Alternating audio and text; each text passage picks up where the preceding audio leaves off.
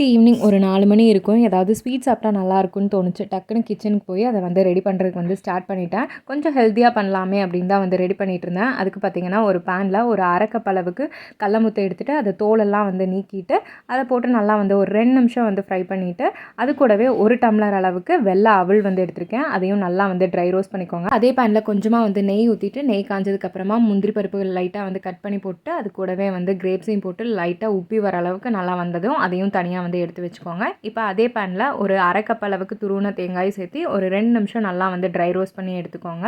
இப்போ அது எல்லாமே வந்து ஆறுனதுக்கப்புறமா இந்த ஃபஸ்ட்டு அவளையும் அந்த வேர்க்கடலையும் மிக்ஸி ஜாரில் போட்டு நல்லா கொரகொரப்பாக அரைச்சி எடுத்துகிட்டு அடுத்தது தேங்காயும் ஒரு 3/4 கப் அளவுக்கு வெல்லத்தையும் சேர்த்து அதையும் வந்து அரைச்சி எடுத்துக்கலாம். அது கூடவே நம்ம வறுத்து வச்சிருக்கிற முந்திரி திராட்சையும் சேர்த்து நல்லா வந்து மிக்ஸ் பண்ணிவிட்டு நல்லா உருண்டை பிடிச்சிங்கன்னா சூப்பரான அவல் லட்டு வந்து ரெடி ஆயிடுச்சு. கண்டிப்பாக வந்து ட்ரை பண்ணி பாருங்கள். ரொம்பவே வந்து ஹெல்த்தி, கிட்ஸ்க்கும் வந்து நீங்கள் தாராளமாக கொடுக்கலாம்.